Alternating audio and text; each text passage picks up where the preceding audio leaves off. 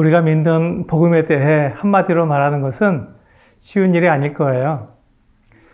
사실 하나님의 말씀 전체가 사람들에게는 복음이거든요.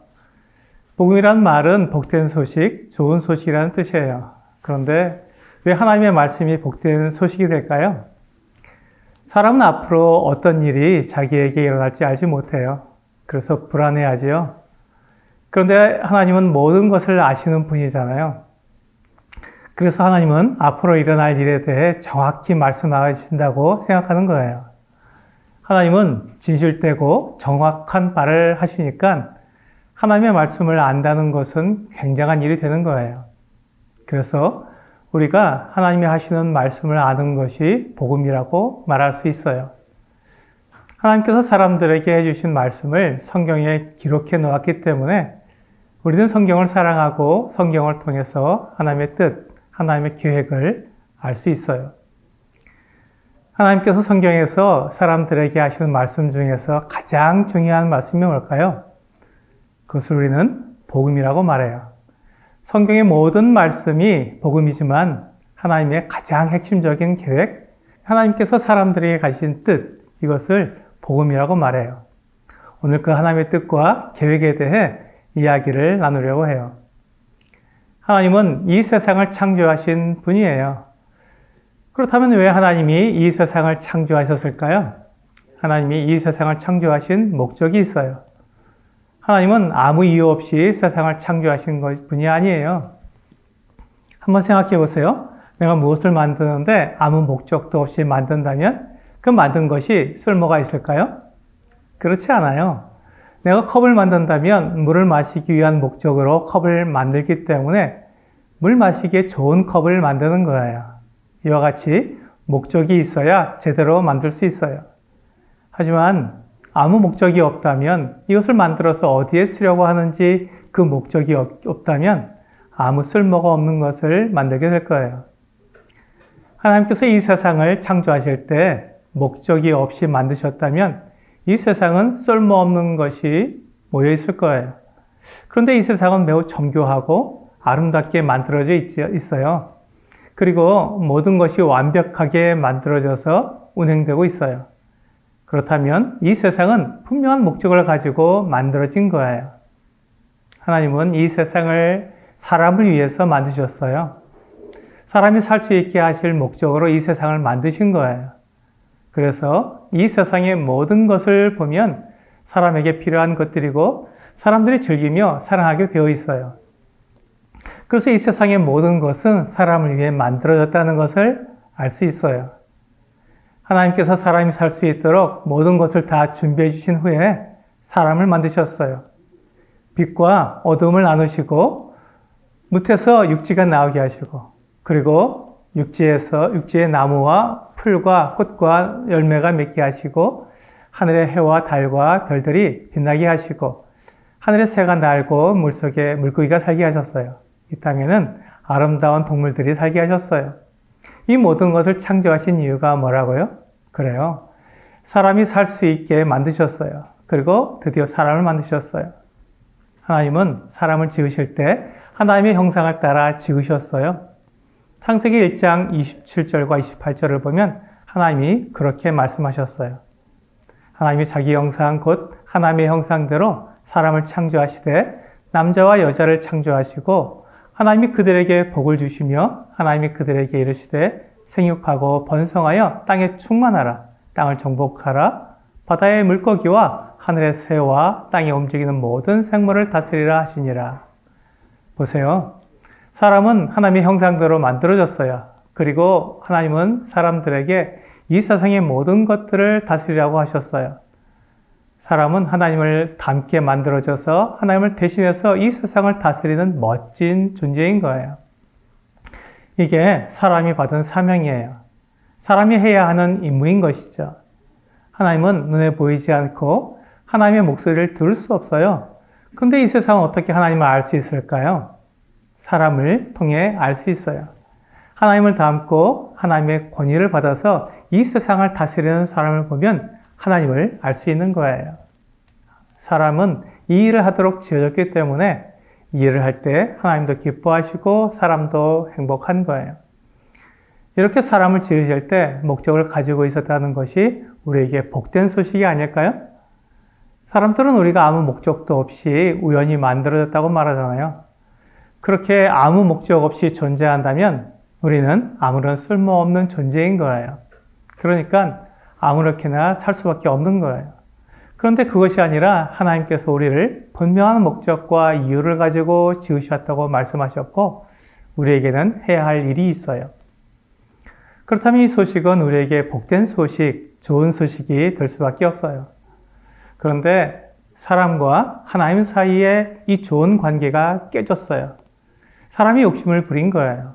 그래서 하나님의 계획대로 하지 않고 자기 욕심대로 살게 된 거예요. 이것을 죄라고 말해요. 사람이 욕심을 부려서 죄를 지은 거예요.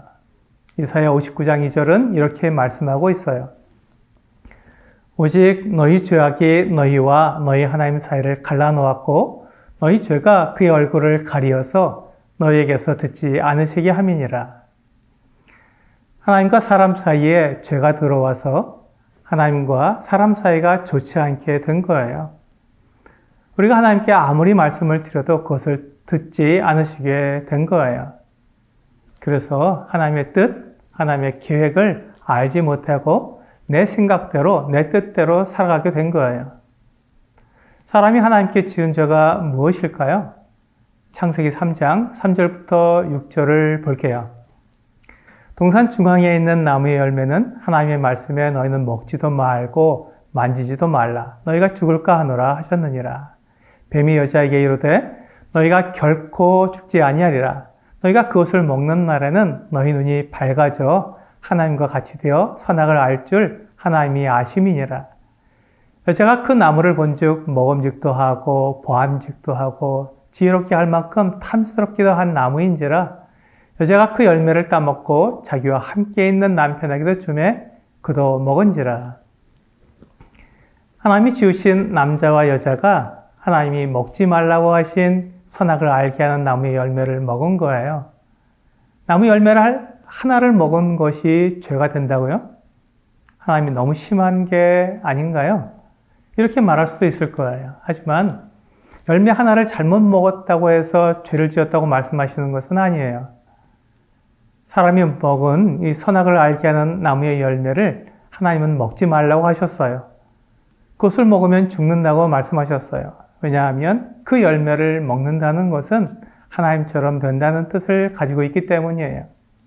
그러니까 사람은 하나님의 대리자로서 이 세상에 하나님을 나타내는 일을 하도록 지어졌는데 선악과를 먹는 것은 이제 하나님의 대리자로 살지 않고 내가 하나님이 되어 내 마음대로 사는 걸 말하는 거예요. 한마디로 말하면 사람이 하나님을 반역한 거예요.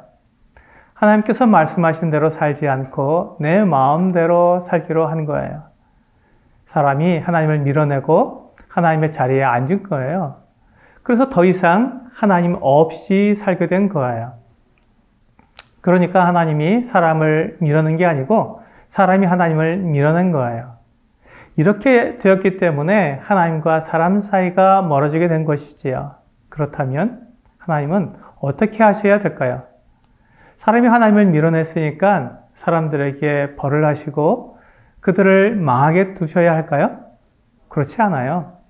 하나님께서는 사람을 만드실 계획을 하셨을 때 이미 사람들이 하나님을 반역할 것을 알고 계셨어요. 하나님이 그걸 아시고도 사람을 만드신 거예요? 그렇죠. 하나님은 모든 것을 다 아셨어요. 그럼에도 불구하고 사람을 만드셔서 하나님과 사랑을 하는 그런 대상으로 만드실 계획을 하신 거예요.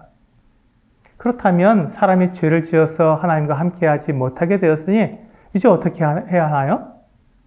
하나님이 실패하신 걸까요? 그렇지 않아요. 하나님은 이미 그 이후의 계획도 다 가지고 계셨어요. 그것이 바로 구원자에 대한 계획이에요.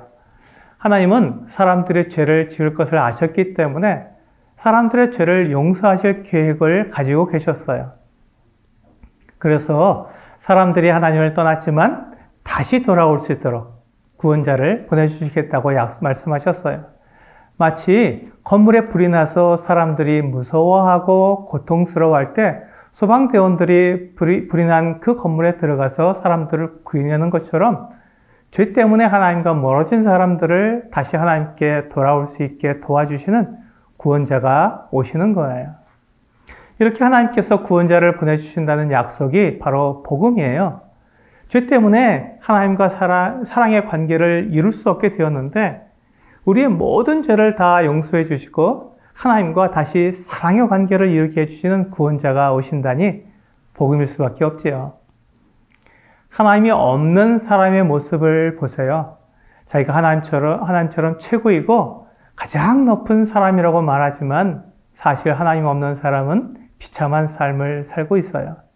로마서 1장 28절부터 31절 말씀은 이렇게 말씀하고 있어요.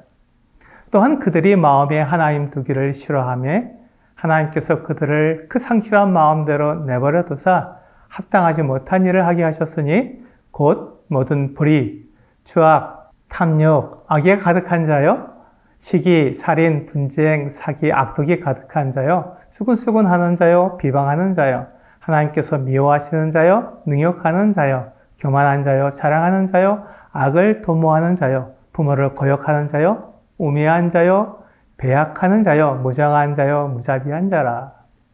하나님께서 사람의 이런 모습을 보신다면 어떻게 하실지 생각해 보세요. 지금 이 모습은 하나님이 원래 만드신 그 목적대로 하나님과 사랑을 나누며 교제할 수 있는 모습이 아니에요. 너무나 끔찍한 모습이 되어버렸어요. 이런 모습으로 하나님을 떠나서 사는 사람에게 하나님이 하실 수 있는 것은 처음에 말씀하신 대로 사람이 죄를 지으면 죽는다는 죄와 사망의 법뿐이에요. 죄를 지은 사람은 모두 죽는 거예요. 죽어서 하나님께 심판을 받게 되고 영원히 형벌을 받게 되는 거예요. 이것이 하나님을 떠난 사람의 운명이에요. 원래 하나님이 사람을 지으실 때는 이렇게 끔찍한 모습이 아니었는데 사람이 자기 욕심 때문에 죄를 짓고 이런 모습이 되어버렸어요. 하나님께서는 사람을 사랑하시기 때문에 이런 모습으로 내버려 두실 수 없어요. 그래서 계획하신 대로 구원자를 보내주시는 거예요. 하나님은 사람들에게 약속을 해주셨어요. 사람들의 모든 죄를 용서하고 다시 하나님께로 돌아올 수 있도록 만들어줄 구원자를 보내주시겠다고 약속하셨어요. 하나님께서 사람들에게 구원자를 보내주신다고 약속하신 말씀을 기록해 놓은 것이 구약 성경이에요. 구약 성경의 핵심 내용은 하나님께서 사람을 사랑하셔서 구원자를 보내주신다는 약속이에요. 그러니까 우리가 구약 성경을 읽으면 하나님의 이 사랑의 약속을 알게 되는 거예요. 그렇다면 신약 성경은 무슨 내용을 담고 있을까요? 그것은 구약 성경에서 약속하신 그 구원자가 이 세상에 오셨다는 내용이에요. 하나님이 구원자를 보내주신다는 약속이 복음이지만 그 구원자가 오셨다는 그 소식은 더 놀라운 복음이에요. 그래서 신약 성경은 복음서로 시작하고 있어요. 하나님이 약속하신 구원자가 오셨다는 것을 분명하게 말씀해주고 있는 거예요. 복음서는 4권으로 이루어져 있어요. 마태, 마가, 누가, 요한이라는 4사람이 쓴 4권의 복음서로 시작하고 있어요. 왜 하나님은 신약 성경을 4사람의 복음서로 시작하고 있을까요? 그래요. 이 세상 모든 사람들이 하나님의 구원자가 오신 것을 부인하지 못하도록 4명의 증인을 통해 말씀해 주신 거예요. 하나님이 보내주신 구원자가 이 세상에 오셔서 사람들의 모든 죄를 다 용서하시고 하나님께로 돌아갈 길을 마련해 주셨다는 소식을 확실히 말씀해 주시기 위해 내 복음서를 우리에게 주셨어요. 사람들은 하나님을 오해하고 있어요. 그것은 하나님이 사람들을 미워한다는 거예요. 사람이 죄를 지었기 때문에 하나님께서 사람들을 미워하신다고 생각해요.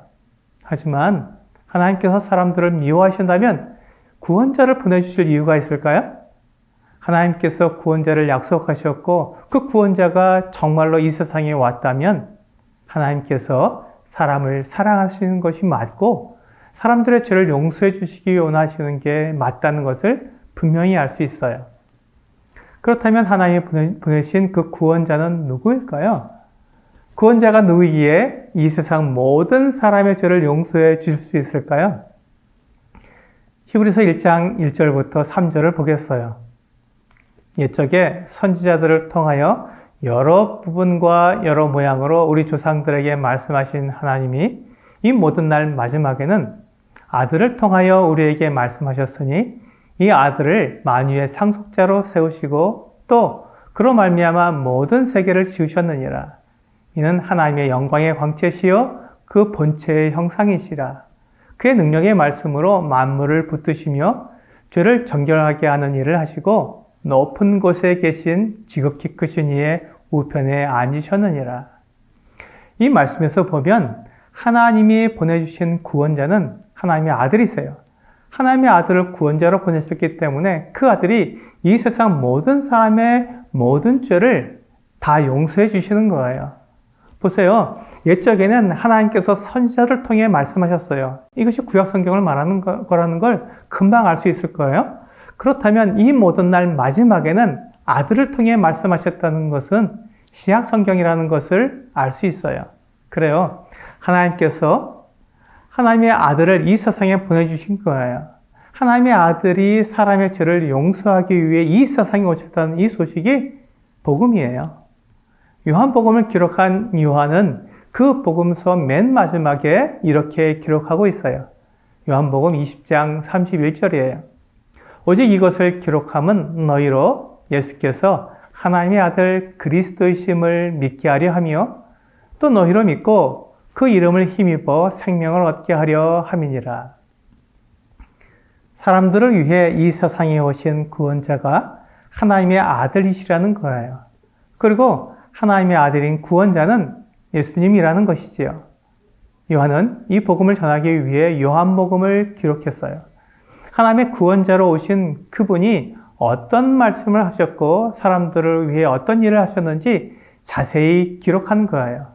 그것을 통해 예수님이 정말 하나님의 아들이시고 우리를 구원하시는 분이라는 것을 믿을 수 있게 한 거지요. 그런데 이런 질문을 할 수 있어요.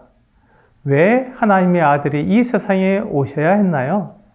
하나님은 모든 것을 다 하실 수 있으니까 그냥 말씀으로 사람들의 죄를 용서해 주시면 되지 않나요? 그렇죠. 하나님은 모든 것을 하실 수 있으니까 그냥 사람들의 죄를 용서해 주실 수도 있어요. 그렇지만 하나님은 거룩하고 공의로운 분이에요. 하나님이 모든 것을 법대로 하신다는 거예요. 하나님은 어떤 일을 하실 때 하나님이 하신 말씀과 배치되는 행동을 하실 수 없어요. 만일 그렇게 되면 거룩하신 하나님이 되실 수 없어요. 하나님이 더 이상 하나님이 되실 수 없는 거예요. 그래서 하나님은 사람들의 죄를 용서해 주실 때도 법대로 용서해 주셔야 했어요. 그것이 하나님의 아들을 이 세상에 보내신 이유예요. 하나님께서 죄를 지은 사람들에게 한 법을 말씀해 주셨어요. 죄와 사망의 법을 통해 죄를 지으면 죽어야 한다는 법을 말씀해 주셨어요. 죄의 대가는 죽음이라는 것을 말씀하신 거예요. 그래서 레위기 17장 11절에서 죄를 용서하기 위해서는 그 피를 흘려야 한다고 말씀하신 거예요. 육체의 생명은 피에 있음이라. 내가 이 피를 너희에게 주어 제단에 뿌려 너희의 생명을 위하여 속죄하게 하였나니 생명이 피에 있으므로 피가 죄를 속하느니라. 하나님은 이스라엘 백성들에게 말씀하셨어요. 이 법을 통해 사람을 용서할 수 있는 방법을 말씀해 주신 거예요. 어떤 죄를 지은 사람이 그 죄를 용서받으려면 제물을 가지고 나와서 그 제물을 죽여 피를 흘리는 거예요. 그래서 이스라엘 사람들은 죄를 지으면 자기 대신 양이나 염소, 송아지를 제물로 가지고 나와서 그 짐승을 죽여서 피를 흘림으로 죄 용서를 받았어요. 이것이 죄와 사망의 법이에요. 하나님이 이 법을 지키면서 사람을 용서하시기 원하셨어요. 그래서 제물의 죽음이 필요한 것이지요. 그런데 이 짐승 제물은 한계가 있어요. 짐승은 사람만큼 가치가 있지 않아요. 그러니까 사람보다 가치가 적은 짐승 제물로는 사람의 모든 죄를 용서할 수가 없어요. 다만 사람이 지은 그 죄만 용서받을 수 있는 거예요. 그러나 이렇게 죄를 용서받을 수 있는 방법이 있는 것에 이스라엘 사람들은 너무나 감사드렸어요. 그렇다면 하나님이 보내시는 구원자는 어떻게 모든 사람들의 모든 죄를 용서해 줄 수 있나요? 구원자의 가치가 이 세상 모든 사람보다 더 크면 가능할 거예요. 이 세상에서 사람보다 더 가치 있는 존재는 없어요. 사람보다 더 가치 있는 존재는 하나님뿐이에요. 그래서 하나님의 아들이 사람을 위한 제물이 되어서 사람을 대신해서 죽는 거예요. 하나님의 아들의 가치라면 이 세상 모든 사람의 모든 죄를 다 갚기에 충분할 거예요. 그래서 하나님은 자기 아들을 사람들을 위해 이 세상에 보내셔서 사람 대신 죽게 하신 거예요. 이것이 복음이에요. 사람은 스스로 자기 죄를 용서받을 수 없어요. 어떤 행동, 어떤 착한 일을 해도 자기 죄를 용서받지 못하는 거예요. 그래서 죄 없으신 하나님의 아들이 사람을 대신한 제물이 되셔서 사람 대신 죽으시고 그 피를 흘리신 거예요. 그렇게 하면 죄와 사망의 법을 지키면서 사람들의 죄를 용서하실 수 있잖아요. 사람이 죄를 지었지만 하나님의 아들이 대신 죽으심으로 하나님의 공의와 사랑을 동시에 나타내시는 거예요.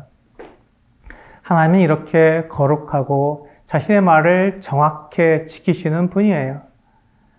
하나님이 사람의 모든 죄를 용서하셨다면 사람은 하나님 앞에서 의롭게 된 거예요. 사람이 자기 행동으로 깨끗하게 되거나 죄를 없앴기 때문에 의롭게 된 것이 아니라 하나님이 자기 아들을 사람을 위해 죽게 하셔서 죄를 다 용서해 주셨기 때문에 의롭다고 불리게 된 거예요. 이것이 하나님께서 사람을 구원하시는 방법이에요. 로마서 5장 6절부터 10절을 보세요. 우리가 아직 연약할 때 기약대로 그리스도께서 경건하지 않은 자를 위하여 죽으셨도다.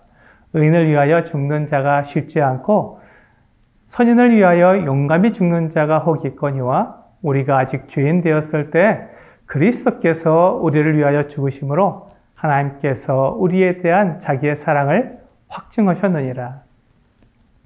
사람은 연약하기 때문에 하나님 앞에서 의로운 사람이 될 수 없어요. 잠깐 좋은 일, 착한 일을 할 수는 있지만 평생 동안 그렇게 할 수 있는 사람은 없어요.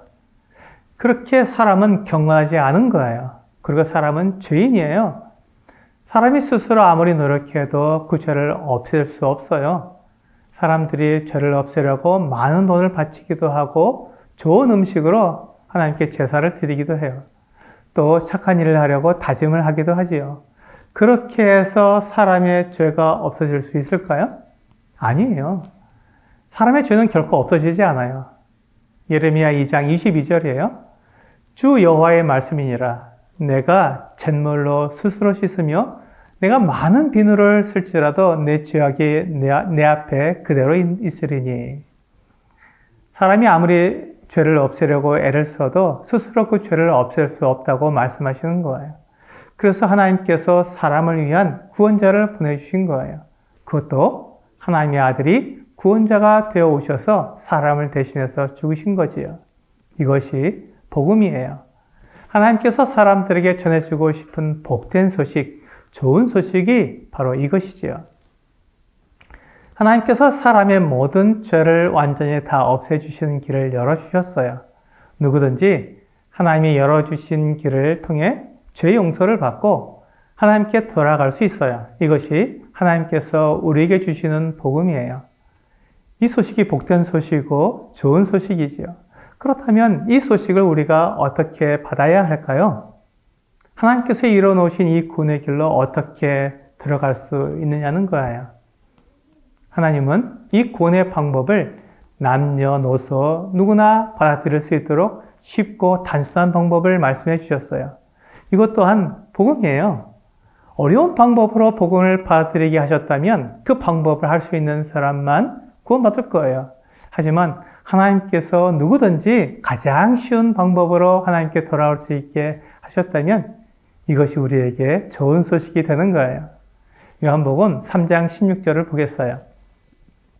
하나님이 세상을 이처럼 사랑하사 독생자를 주셨으니 이는 그를 믿는 자마다 멸망하지 않고 영생을 얻게 하려 하심이라.